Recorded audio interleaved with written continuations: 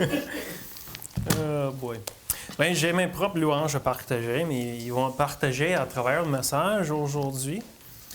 Je vais vous inviter à tourner dans vos Bibles à Matthieu chapitre 14. Je suis content pour ce message.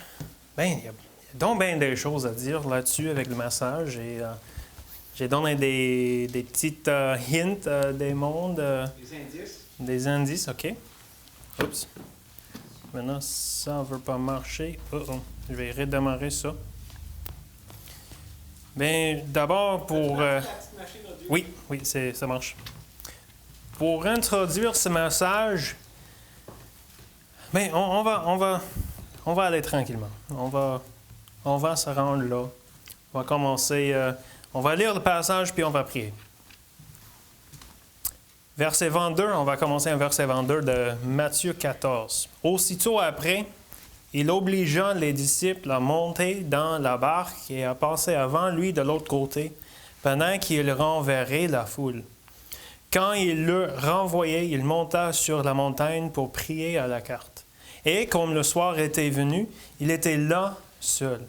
La barque, déjà au milieu de la mer, était battue par les flots car le vent était contraire. À la 4e veille de la nuit, Jésus alla vers eux marchant sur la mer.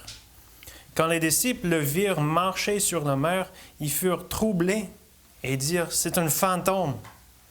Et dans leur frayeur, ils poussèrent des cris.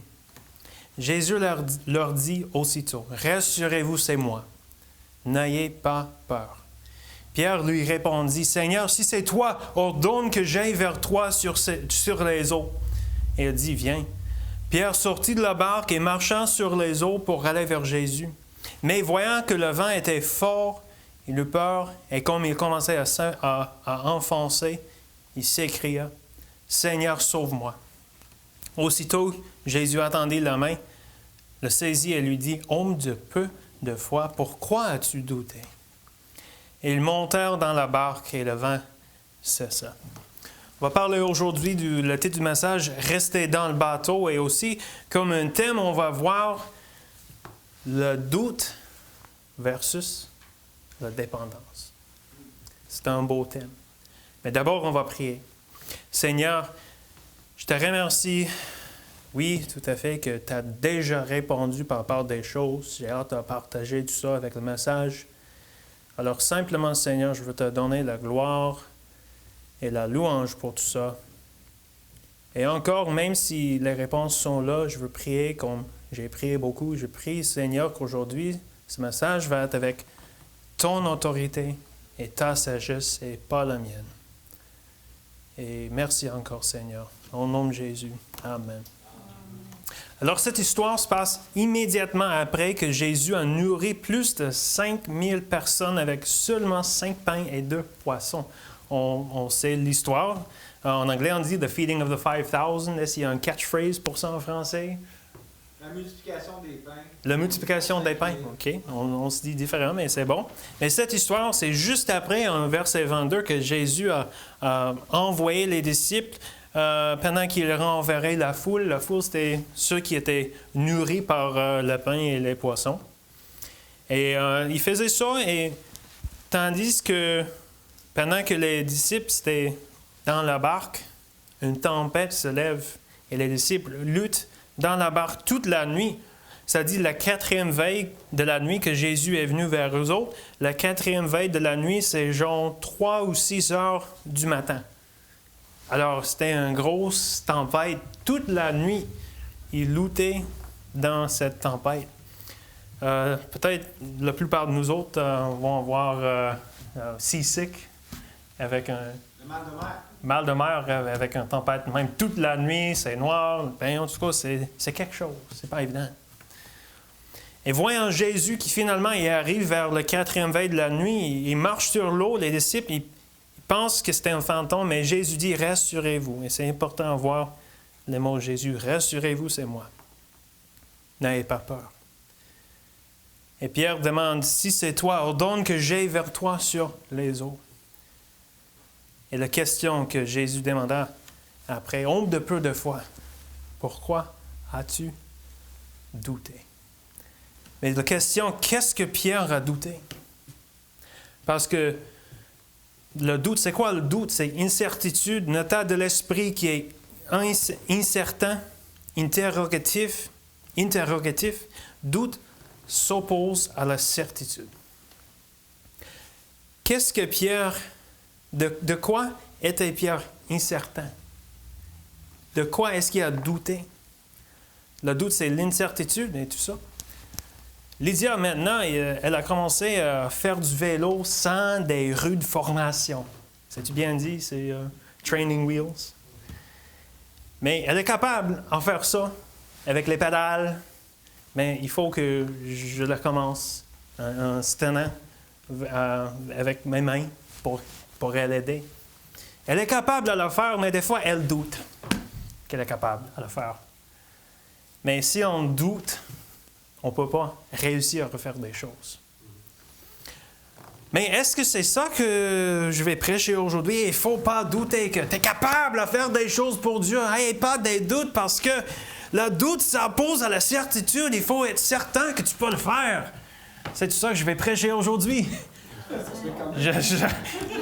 J'étais juste là, pasteur, à dire, j'espère que non.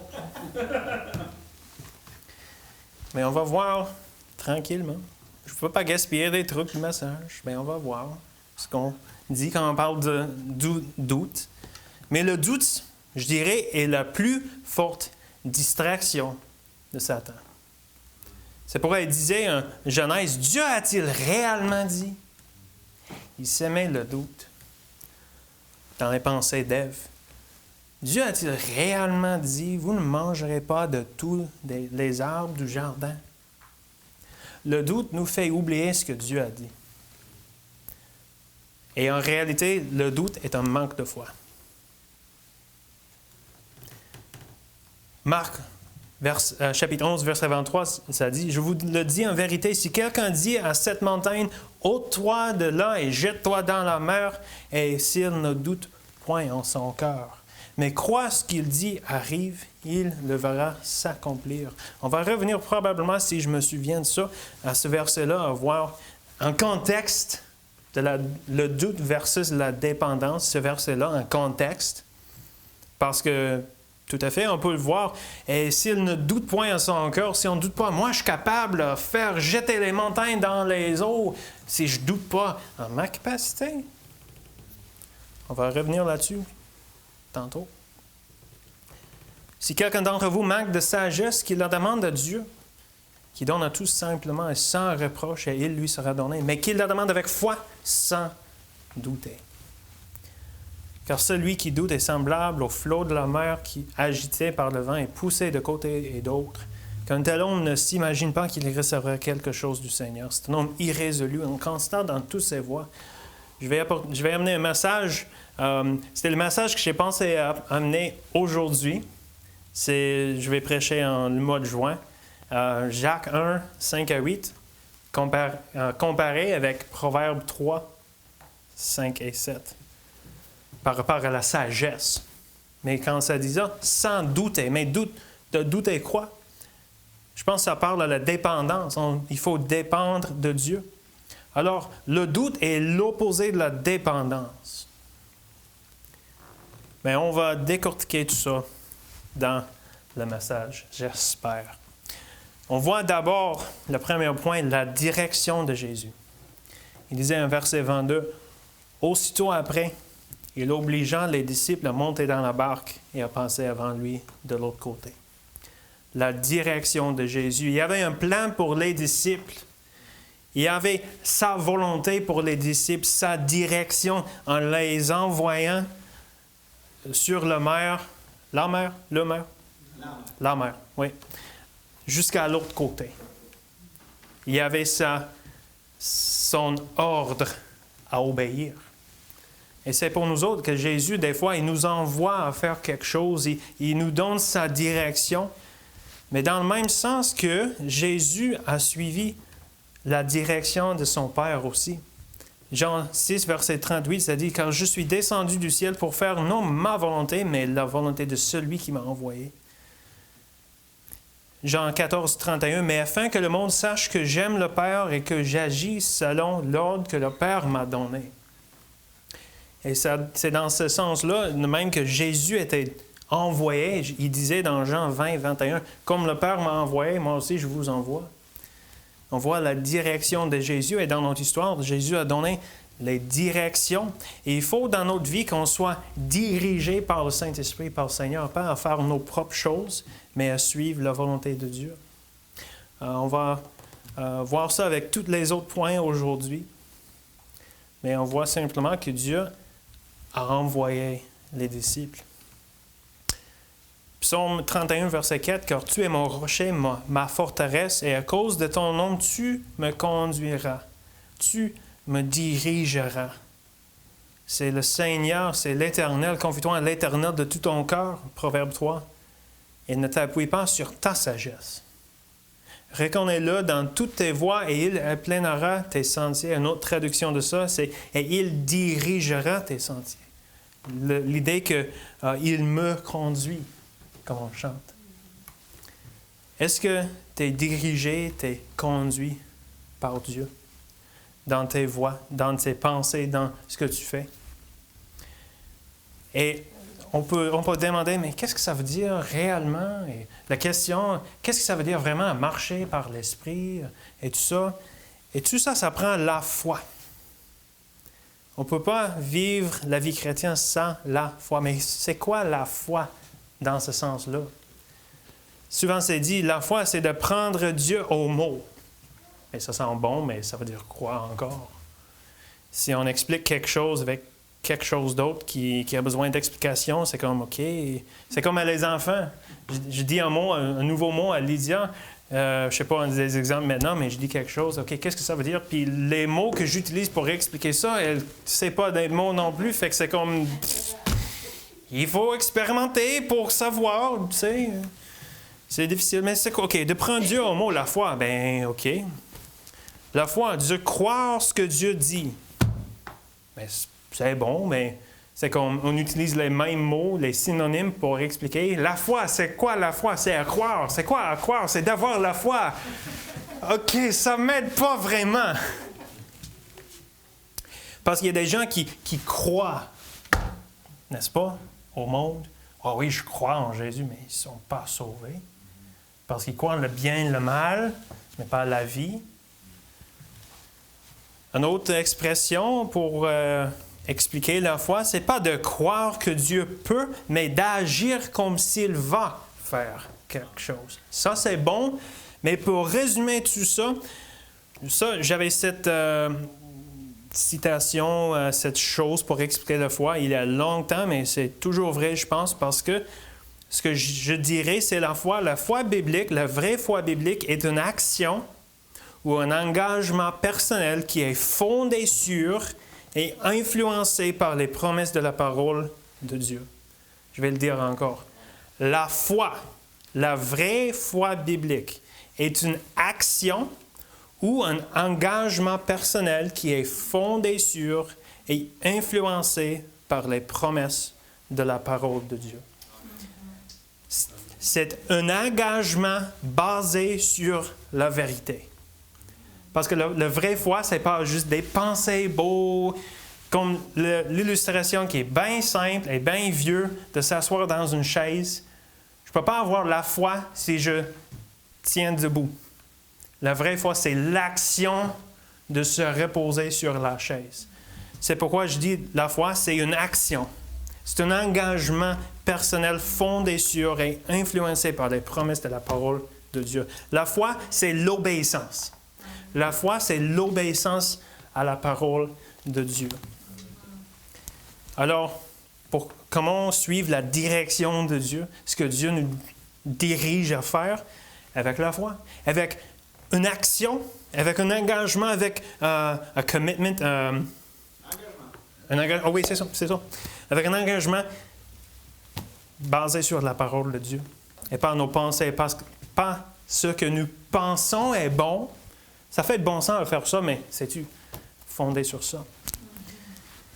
Et là-dessus, j'ai des études sur la volonté de Dieu que je veux amener pour des jeunes un jour, mais vraiment, c'est impossible à savoir la volonté de Dieu pour le futur si on ne le suit pas actuellement.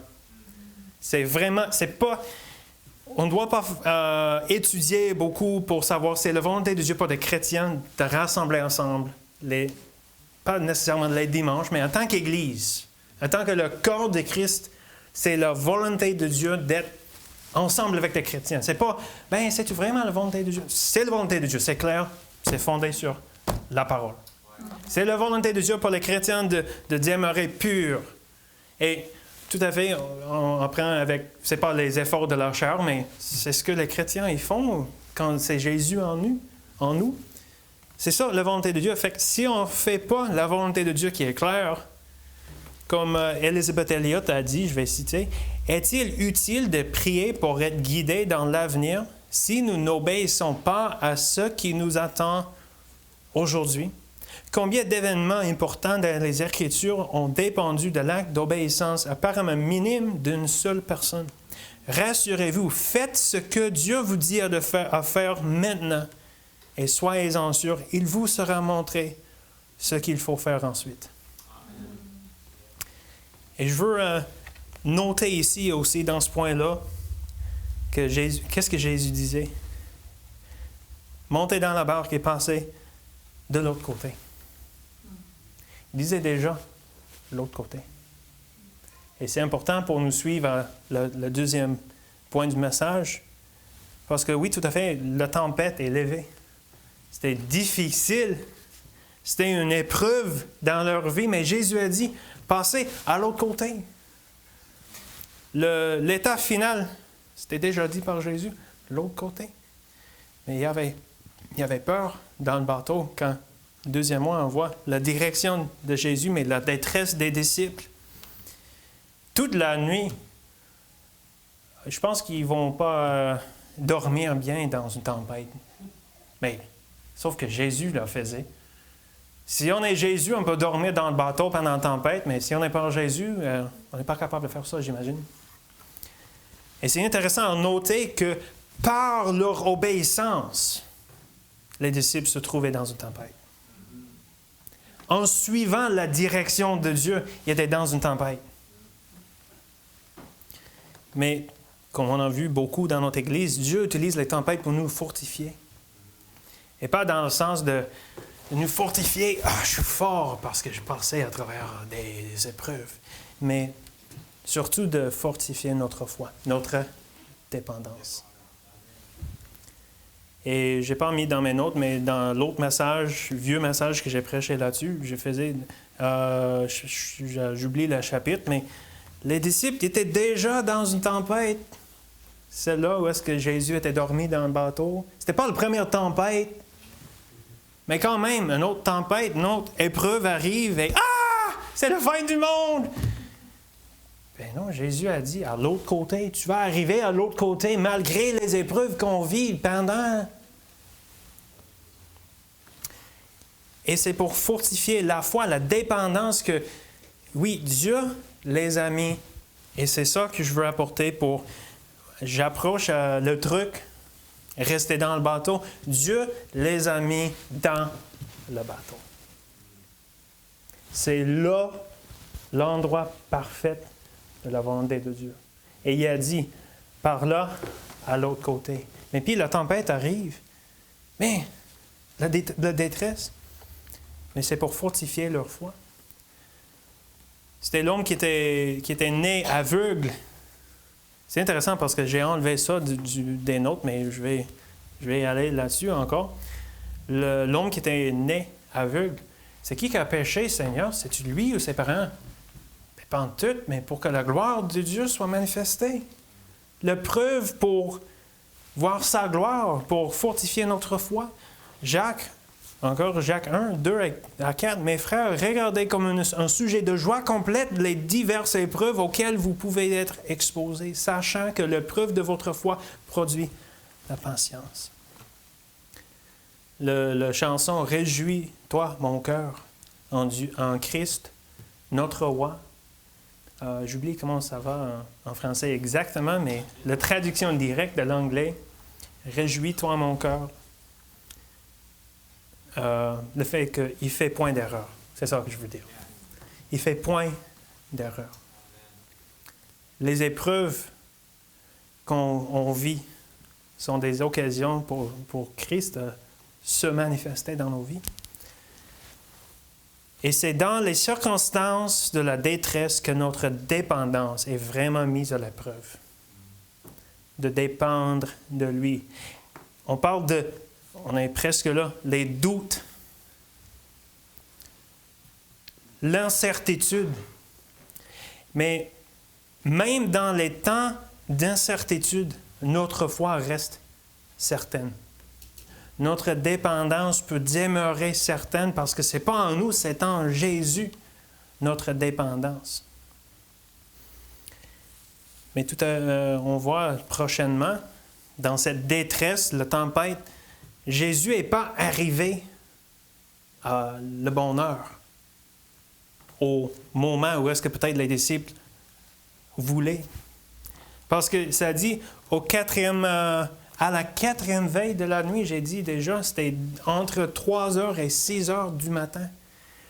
Mais Jésus, ça dit aussitôt après il a nourri les 5000, plus que 5000. Il montait dans la barque. J'imagine que ce n'était pas minuit, telle heure-là. Probablement, peut-être 8 heures, je ne sais pas exactement. Mais c'était pas, mettons, 2 heures au matin qu'il renvoyait la foule. Fait que c'était pas juste, OK, 1 heure de tempête. C'était une longue tempête pour les disciples. Dieu n'a pas sauvé vite, comme on dit. C'était un délai. C'était fois, Dieu, on est dans l'épreuve, viens au secours. Pas encore. Mais ce n'est pas le rejet de Dieu. C'est pas Dieu ne soucie pas de nous autres. Dieu ne répond pas immédiatement tout le temps. On pense à Lazare. Je veux lire des versets là. On peut tourner dans Jean chapitre 11.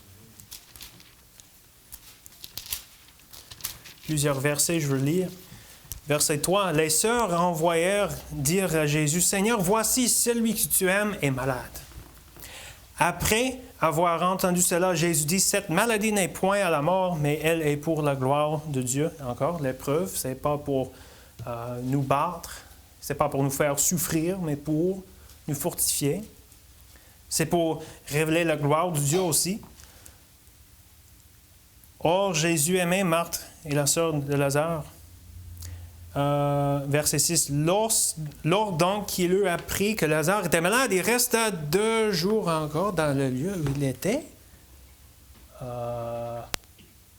OK. Et Jésus, je vais répéter, t'as-tu entendu? Lazare, il va mourir, là.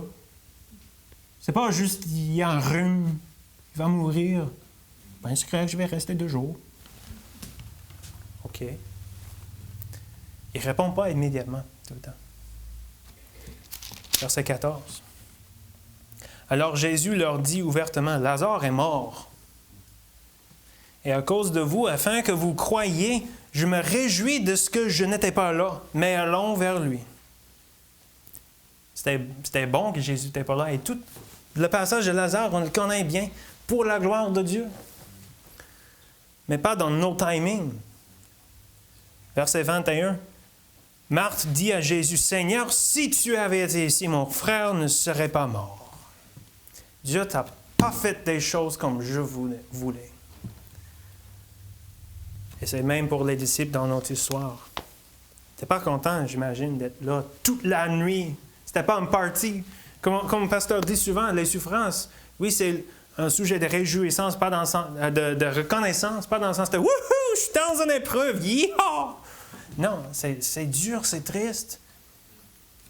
Et Dieu ne répond pas en nos timings. Mais une question que quelqu'un a demandé une fois, si toutes nos prières sont exaucées comme nous le souhaitions, qui en recevra la gloire?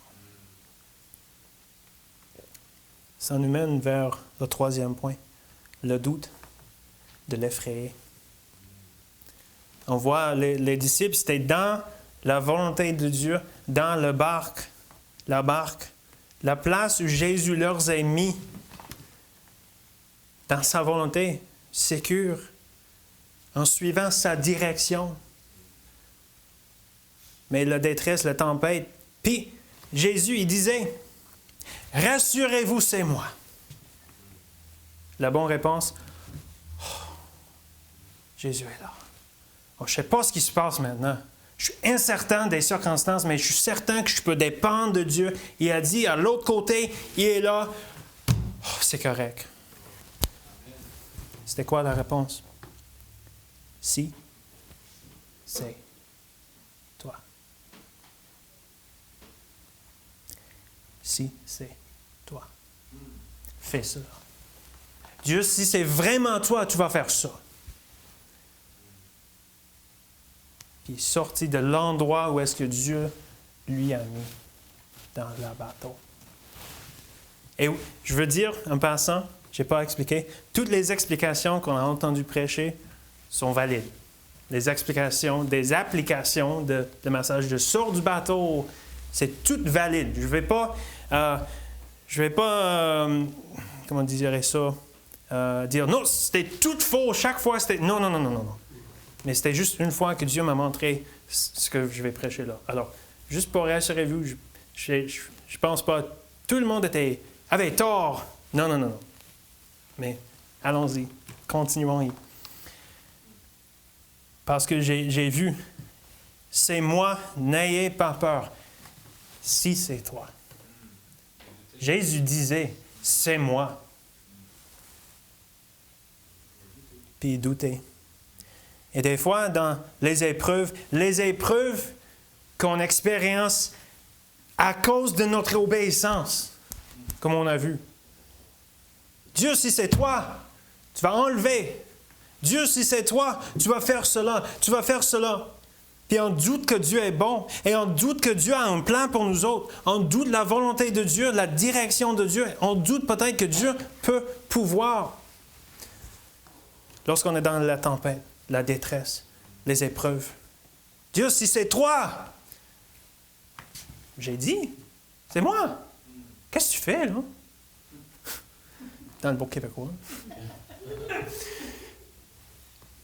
Laissez pas le doute vous éloigner de l'endroit où Dieu veut que vous soyez.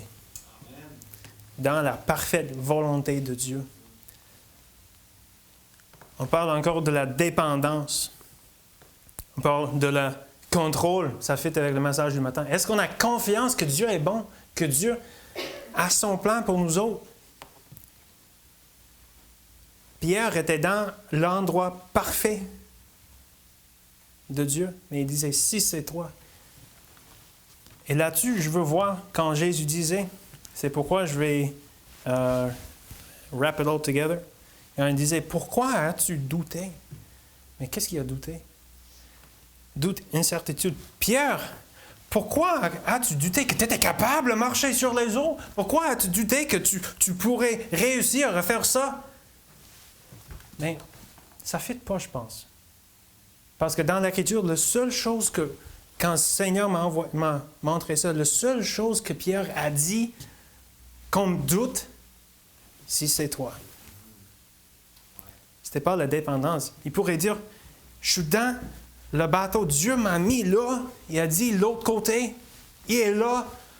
Oh, je ne sais pas ce qui se passe. Les situations, les circonstances sont incertaines, et ça c'est correct, mais notre dépendance, c'est certain. Mais sinon, on dit, si c'est toi, fais cela, fais cela. C'est-tu vraiment toi, Seigneur? J'ai parlé de la foi. La foi et la dépendance en Dieu est ce qui bannit le doute. Et on parlait de la parole de Dieu. Pour Pierre, rassurez-vous, c'est moi. C'était aussi puissant que ça. C'était écrit dans la Bible. C'était la parole de Dieu. Qu'est-ce que Pierre disait? Je le doute. Je doute ta parole, Jésus. Je doute que c'est toi. Si c'est toi, tu vas faire ça. Si c'est toi, on n'aurait pas dans le tempête, Seigneur. Si c'est toi, laisse-moi sortir vers toi. Pierre, pourquoi tu doutais? Je t'ai mis dans le bateau. Je t'ai dit, l'autre côté, je suis là. Encore toutes les explications, toutes les applications, comme c'était prêché auparavant, c'est tout valide dans ce sens-là, mais de voir un autre côté de l'histoire. La dépendance, la direction de Dieu, mais le doute. Un engagement basé sur la vérité, la parole de Dieu. La foi n'est pas la croyance que Dieu fera ce que vous voulez, mais la croyance que Dieu fera ce qui est juste. Pas dans nos timings, pas dans la façon qu'on veut. Restez dans le bateau. Une autre application que je vais apporter maintenant. Et je suis tout content que Dieu a déjà répondu. Ce message que je prêche, est-ce qu'il y a une situation à laquelle ça vous fait penser? Moi, je me sens pas mal je suis pétrifié. Je me sens pas mal Pierre. Je vais parler de coup de jus rapide. Yeah. Ce message que je prêche maintenant, c'était déjà en ligne d'être prêché avant que Pasteur envoie le courriel. Fait aujourd'hui, c'est pourquoi je disais, Dieu, laisse-moi pas même tiens debout à prêcher si ce n'est pas toi. Parce que je veux dire rien à mon autorité. À dire, hey, on va aller à coup de répique parce que là, non, c'est pas moi qui décide non plus. Mais Dieu a déjà mis ce passage, ce message, il y a plusieurs semaines avant le courrier de Pasteur Roy. Puis quand le courrier a été envoyé, j'ai pensé, hey, c'est intéressant le message. Je n'étais pas prévu à prêcher le message dans ce sens-là, mais ça fit quand même. Hein? Puis c'était comme, voyez. Et là, je ne pointe pas les doigts dans le sens que, hey, tu penses, Dieu, c'est-tu vraiment toi qui nous envoie là? Parce que moi, j'ai dit, Dieu, c'est-tu vraiment toi qui m'a dit à prêcher ce message? Alors, tout ce que je prêche maintenant par rapport restez dans le bateau et doute pas ce que Dieu fait. J'avais les mêmes doutes en moi par rapport au message. Alors, je me joins avec vous autres dans le sens que Dieu, c'est-tu vraiment toi? Je ne sais pas si c'est vraiment toi qui dirige. Alors, c'est pour, genre, une illustration pour m'identifier avec tout le monde ici que oui, je comprends. Et aussi, c'était comme Dieu. Pourquoi donnerais-tu moi ce message à prêcher? Je suis personne à apporter, genre, une confirmation de Dieu. Je suis personne à faire ça dans un message, à donner la confirmation de Dieu. Pourquoi moi, Dieu? Alors j'ai prié, Seigneur, s'il te plaît, tu peux donner une confirmation à Pasteur Roy avant que je prêche? Il faisait. Il l'a fait. Une autre chose. Mercredi soir, on parlait de ça. Je luttais tellement. Dieu, peut-être, dois-je le dire maintenant? Dois-je partager ce que j'ai, que tu m'as mis à mon cœur maintenant, ou dois-je entendre pour dimanche? J'étais vraiment mal à l'aise. Comme, je pense, j'avais déjà la confirmation de Dieu à prêcher. Je pense que j'ai la confirmation, mais est-ce que je dois le prêcher? Est-ce que je dois le partager là, mercredi soir? Mais dans le temps de prière, moi, j'ai prié, Seigneur, merci, tu viens juste me donner la paix. Il m'a donné la paix à attendre. Dans le sens que la réponse est en chemin. Amen. Et avoir l'incertitude, mais oui, même quand compris, la réponse est déjà en chemin. Et il m'a donné la paix à attendre. Et puis, ce matin, Dieu a déjà répondu. Amen. Et ça m'a donné vraiment la paix. J'avais déjà ce matin la paix à prêcher. Je préparais ce matin. Puis c'était comme, OK, j'ai l'assurance de prêcher le message. Puis je suis arrivé à l'église, puis le pasteur Roy disait, c'est confirmé. J'étais comme, hey, je peux quand même prêcher, c'est beau. Je pense que c'est tout ce que je vais dire ça. Pas tout, mais dans le sens que le suivage de cette histoire en préparation pour ce message, mais Galates 6. Tournez Galates 6. Oui, tout à fait. Dieu nous a mis dans la bateau. Voyage au je répète. Oui, les tempêtes arrivent. Et oui, la question est là. Dieu, c'est-tu vraiment toi?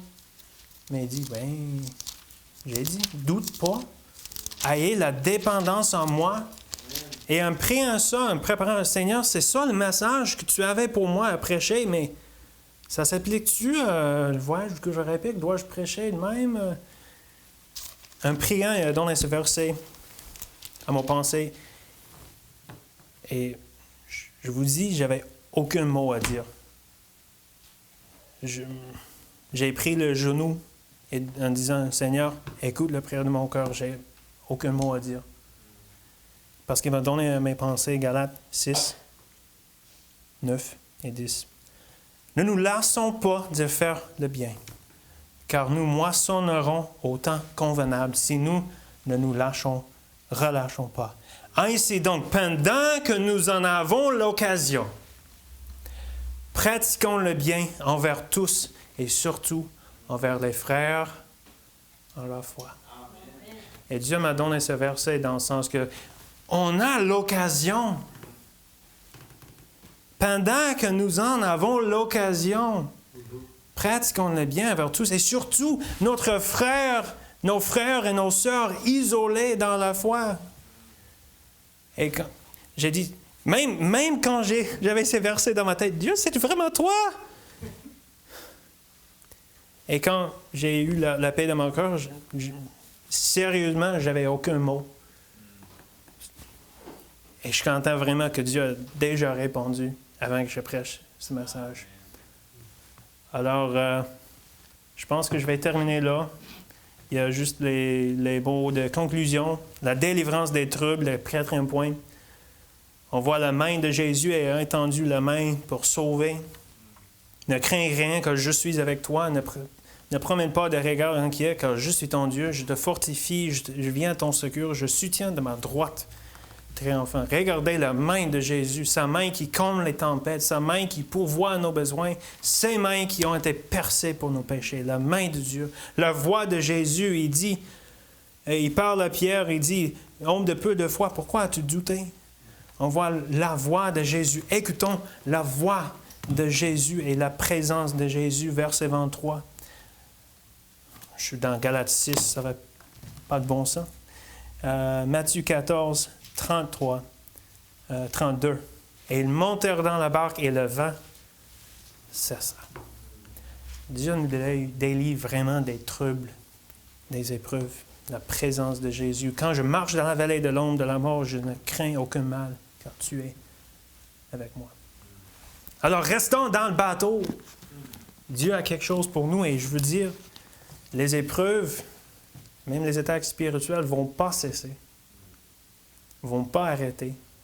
On va aller à Couche-à-Repic, on va voir peut-être qui c'est. Mais dans les temps de détresse, Dieu a déjà dit, à l'autre côté, on ne sait pas ce qui va arriver en traversant vers l'autre côté. Mais le bateau est la place où est-ce que Dieu nous a mis. Le doute ou la dépendance.